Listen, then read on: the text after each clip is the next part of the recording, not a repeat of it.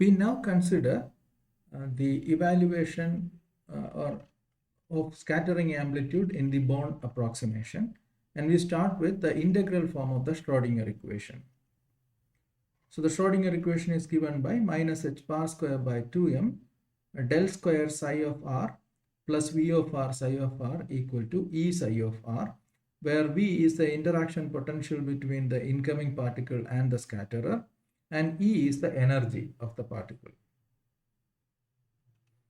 Now multiplying this equation with minus 2m by h bar square, defining k square to be equal to 2me by h bar square, and rearranging the terms, we arrive at this equation: del square plus k square acting on psi of r equal to 2m by h bar square v of r times psi of r. Now we define the function u of r as 2m by h bar square times v of r, and we get the equation 1.1 given by this.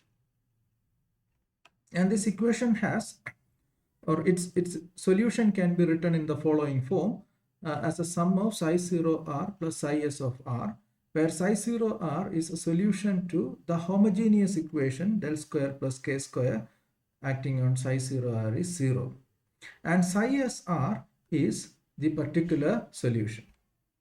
And we can find the particular solution by the method of Green's function, where we define the Green's function to be the solution of this equation: del square plus k square acting on g of r equal to the Dirac delta function delta of r. And once we do that, we can write the particular solution in the following form: psi s of r equal to integral over dr dash g r minus r dash u r dash psi r dash. And this is so because acting del square plus psi k square on psi of s defined this way is equivalent to acting del square plus k square on the RHS, but del square is Laplacian in R, and the only term with an R dependence over here is this Green's function g of r, and therefore this operator will come inside this integral, and we get del square plus k square acting on g r minus r dash alone, because u and psi depends only on r dash. So we end up with this equation, and del square plus k square acting on g r minus r dash is simply the Dirac delta function delta of r minus r dash. Once we got this equation, Dirac delta function here, the integral becomes simple.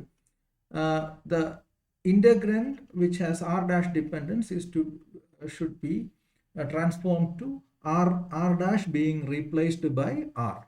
So the integral simply gives u r times psi s r. So that means del square plus k square psi s r equal to u r times psi s of r, and this is nothing but the Schrodinger equation given by equation 1.1, and therefore Green's function gives us the particular solution. So the next step is finding the Green's function.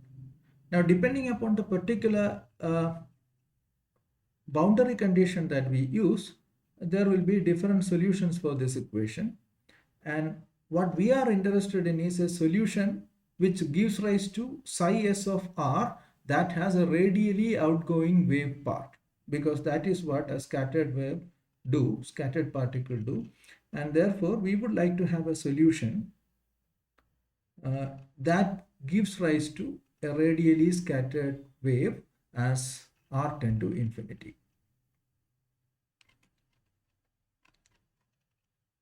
And the Green's function that does is given by equation 2.1, g of r is equal to e to the power minus ikr by 4 pi r. And we can explicitly verify that this form of g of r satisfy this equation defining Green's function. And that is done over here. Now with this form of the Green's function, the particular solution can be written in this form. And this is because we have seen that g of r equal to minus 1 by 4 pi e to the power I k r by r, where r over here is only the radial part of r, the radial coordinate, the magnitude of r. So if we have g of r minus r dash, this will become, now r over here become magnitude of r minus r dash, and similarly here r minus r dash. And when substituting that over here and writing psi s of r as integral dr dash g r minus r dash u r dash psi of r dash, we get equation 2.2.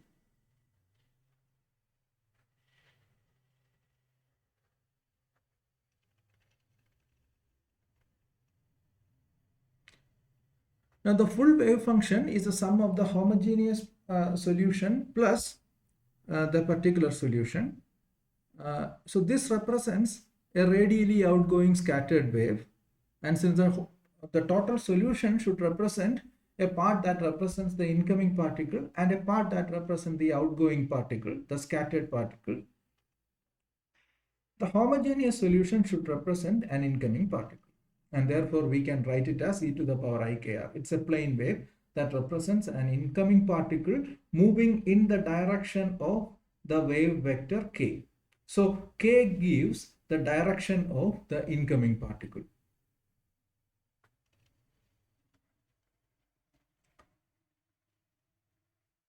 So very far away from the scattering center, the solution looks like e to the power ikr, and since potential over there is extremely small, only the Hamiltonian it can be approximated by only the kinetic energy part, and the energy then becomes h bar square k square by 2m.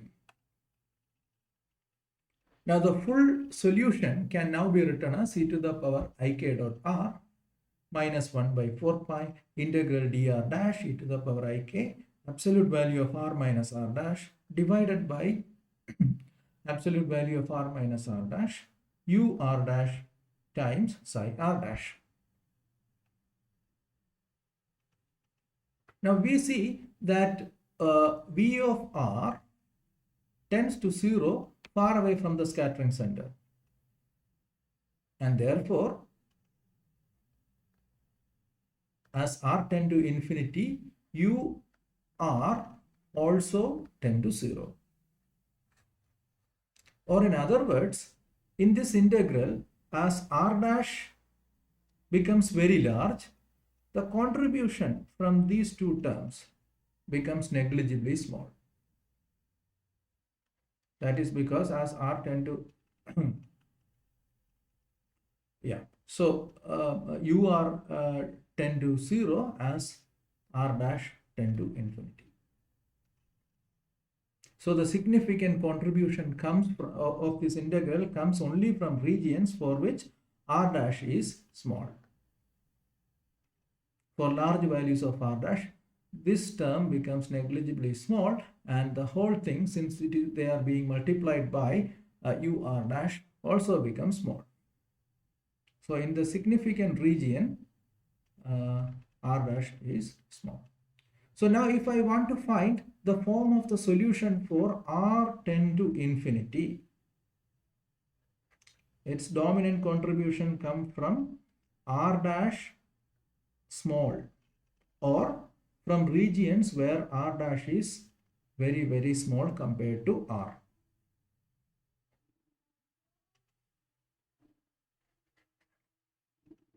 So to find solutions for r tend to infinity, we only need to consider mainly the contribution from r dash values which are much smaller compared to r. And therefore, in this term, e to the power ik r minus r dash and r minus r dash, we can safely assume that r dash is much, much less than r. Even though the integral involves all values including r dash values up to infinity, the contribution from those region doesn't matter because this particular term kills it. And therefore, computing this, we can approximate this integral with these terms replaced by values for which r is much greater than r dash, or r dash by r is much less than 1. So that will give us an approximation. So to do that, we first note that r minus r dash can be written as magnitude r times unit vector r minus magnitude r dash times unit vector r dash, which can be written as r times unit vector r dash minus r dash by r times unit vector r.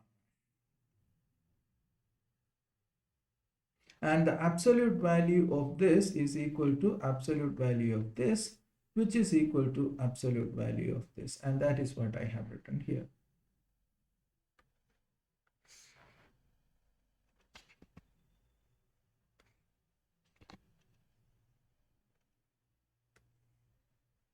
Now to find the absolute value of this vector, the magnitude of this vector, we just need to take the inner product of it with itself and then take the square root.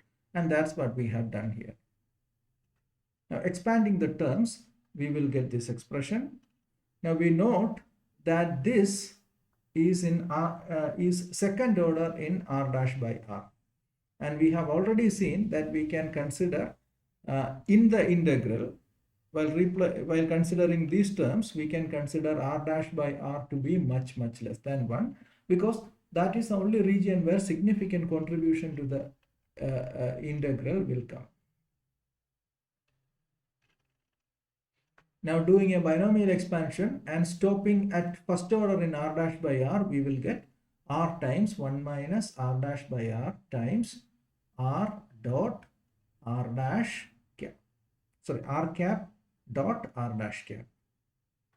And this r dash times r dash cap is nothing but the vector r dash, and therefore we will get this equation.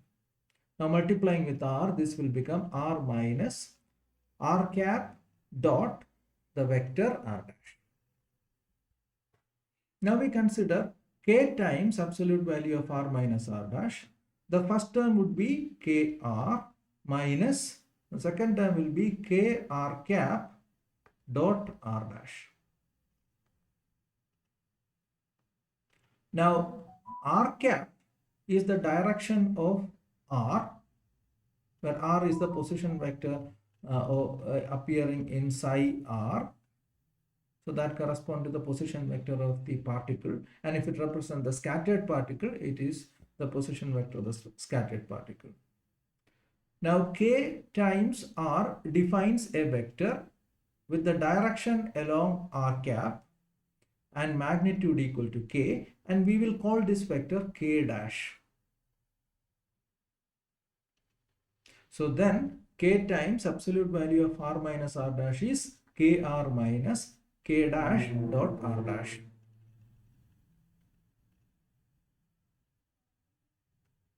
Now we need to remember two things. R is the position vector of the particle, and if it happens after scattering, that's the position vector of the scattered particle. So the r appearing in the particular solution is the position vector of the scattered particle. Now we also have a vector k, which represents the direction of the incoming particle. And we have a new vector k dash, which we have defined, which has the direction of r and magnitude of the incoming particle, magnitude of k. K, which we have connected to the energy as h bar square k square by 2m equal to E. So within the particular solution part, k dash has the direction of r, which is the direction of the scattered particle. And therefore, k dash is a vector that is along the direction of the scattered particle, the scattered wave. Whereas k is along the direction of the incoming beam. So the angle between k and k dash correspond to the angle between the scattered beam and the incoming beam. Now using this approximation, the wave function can be written as e to the power ikr. As r tend to infinity, it can be written as the first part, which is the incoming beam, e to the power ikr minus 1 by 4 pi integral dr dash. Then we replace k times r minus r dash by this. So we have e to the power ikr minus ik dash dot r dash divided by, then we replace absolute value of r minus r dash by this form. So r into 1 minus r dash by r times r dot r dash, and this factor u r dash times psi r dash.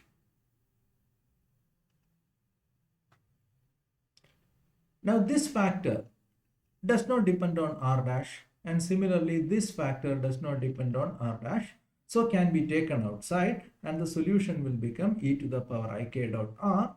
Then this e to the power ikr, e to the power ikr divided by 4 pi and this r, so 4 pi r.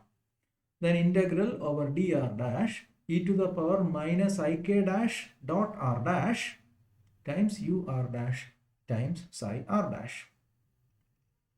So this is an approximate solution, and that is because we have used this approximation for r minus r dash, this one.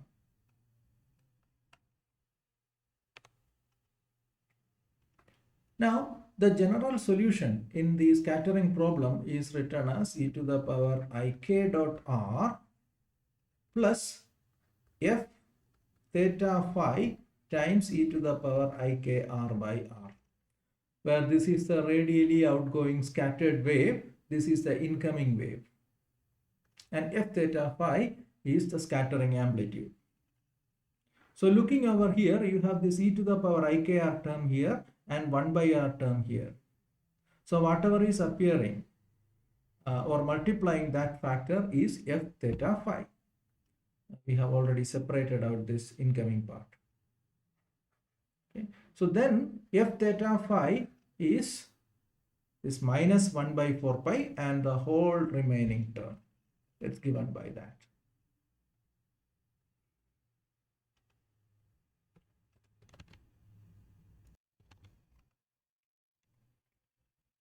Now we need to find an approximation for computing f of theta, and that is because f of theta already involves psi r dash over here in the integral representing it.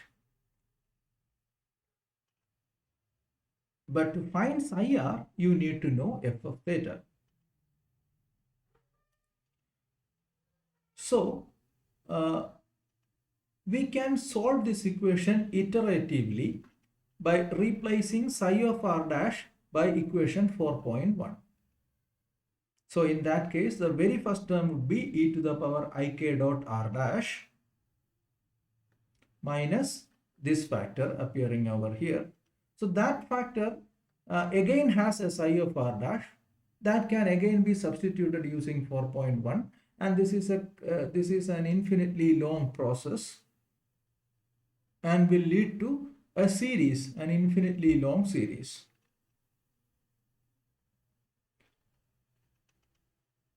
So the very first term in that expansion will be psi of r dash replaced by e to the power ikr. So you have the first term having minus 1 by 4 pi integral dr dash e to the power minus ik dash dot r dash u r dash e to the power ik r dash. That's because psi has an argument r dash here. So when you put r dash over here, this will be r dash, and this integral will have r double dash sitting everywhere. So the very first term in that series will involve 1u.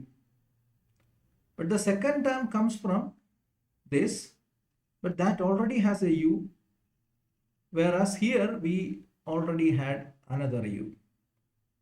So the second term will have two factors of u.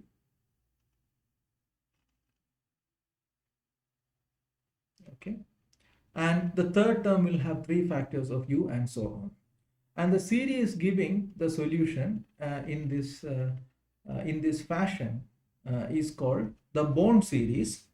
And if the effect of the interaction potential is weak, we may truncate the series at the first few terms. And if we truncate at the very first term, it is called the bond approximation at the first order, a first bond approximation. So first bond approximation corresponding to replacing psi of r dash by the first term in equation 4.1, which is e to the power I k dot, since the argument is r dash here, r dash. So together these two terms will give e to the power I k dot, sorry, k minus k dash dot r, and that is what dot r dash, sorry, and that is what I got here. So this is the first bond approximation for the scattering amplitude.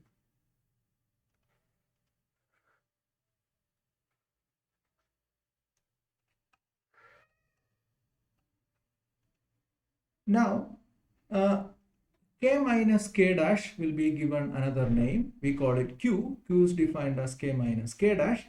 Now if you remember from our earlier discussion, k corresponds to the direction of the incoming particle, incoming beam, and k dash appearing here in the second part of the solution, that is in the scattering amplitude, correspond to the direction of r, but r here correspond to the outgoing wave after scattering, and therefore this corresponds to the scattered beam. So it's like this, that this is the incoming direction, so k is in this direction and k dash is in the direction of the scattered particle.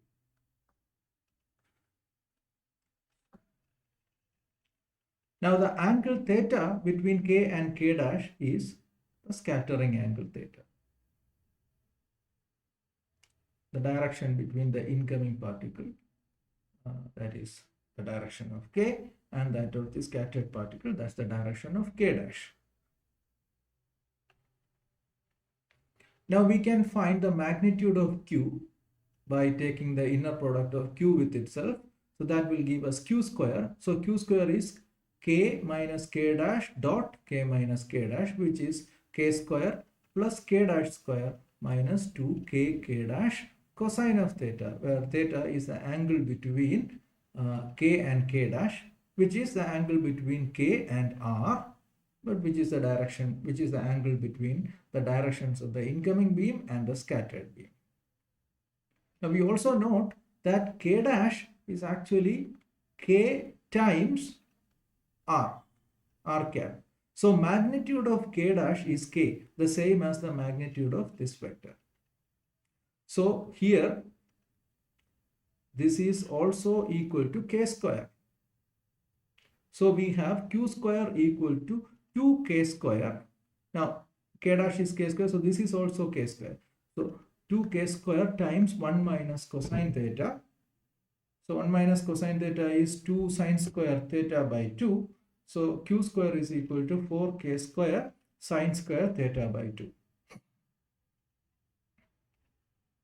Now here f of theta can now be written as minus 1 by 4 pi. So this factor e to the power, integral dr dash e to the power I q dot r dash.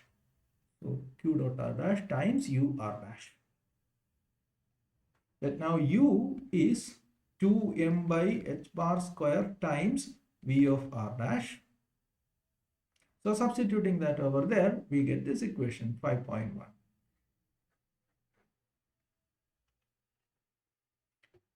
Now, if the potential v of r is spherically symmetric, v r dash depends only on the radial coordinate, that is r dash, magnitude of r dash. Then this integral in the spherical polar coordinates can be written in the following way. Dr dash is equal to integral 0 to infinity dr dash r square, integral 0 to 2 pi d phi, integral 0 to pi d theta sine theta. So that is exactly what we have written here. But now q dot r dash is equal to, say, q r dash cosine of theta, where theta is now the angle between q and r dash. Sorry about the notation. This theta is not the same as this theta. So let us simply write it as d theta dash over here.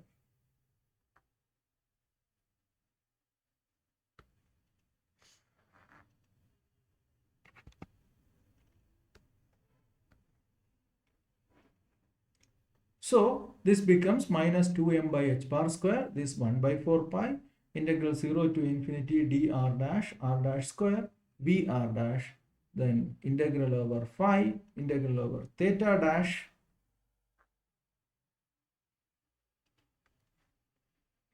of this.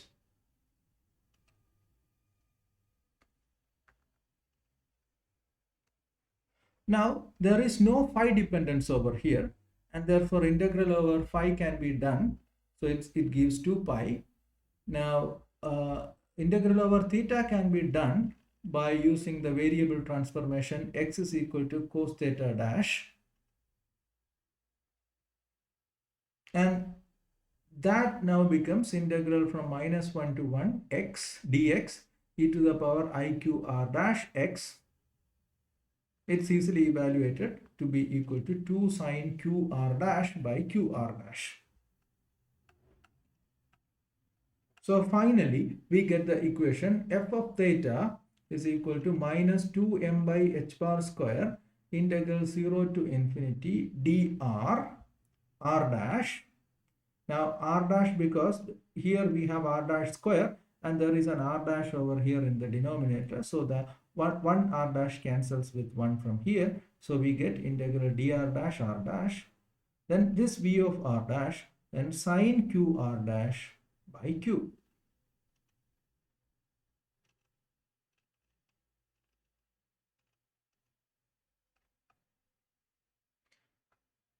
So the left hand side has a theta dependence, and where is the theta dependence appear in on the right hand side? So this appears in q, because q is given by this equation. Q square is equal to 4k square sine square theta by 2, where theta is the angle between the incoming and the scattered beams.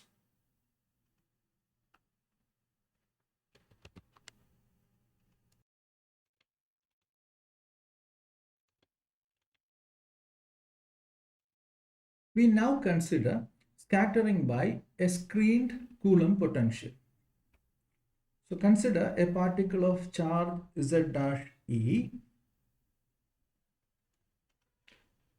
scattered by an atomic nucleus of charge Ze.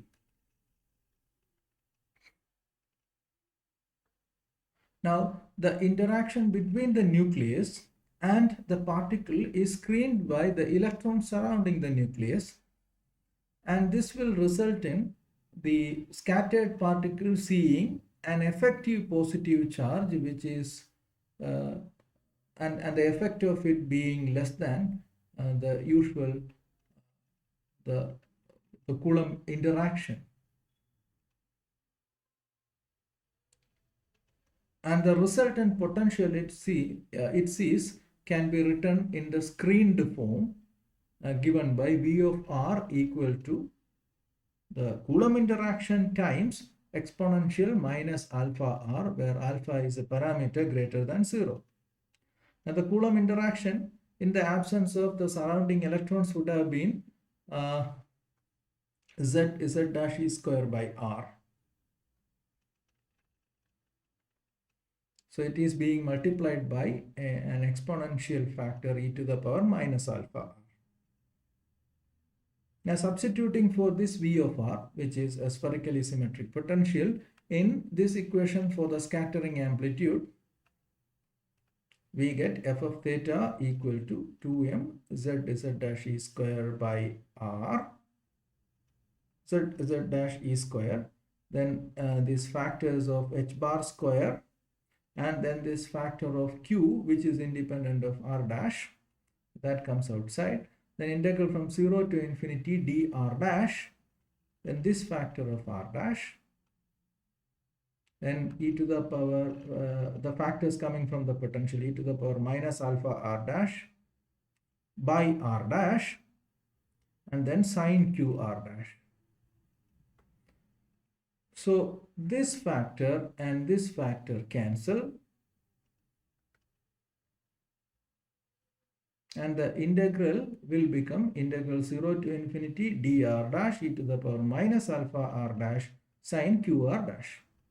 Now sine qr dash can be written as e to the power iqr dash minus e to the power minus iqr dash by 2i, and the integral can be easily evaluated, resulting in this answer. So f of theta can now be written as 2m z dash e square by h bar square times alpha square plus q square.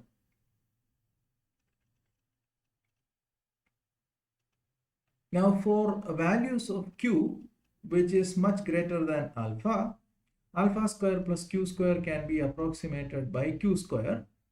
But q square, as we have already seen, is equal to 4k square sine square theta by 2. The theta is the angle between the incoming and the scattered beams. So substituting that over here with this approximation, where q corresponding to the energies given by h bar square k square by, corresponding to wave vector k, which correspond to energy E given by h bar square k square by 2m.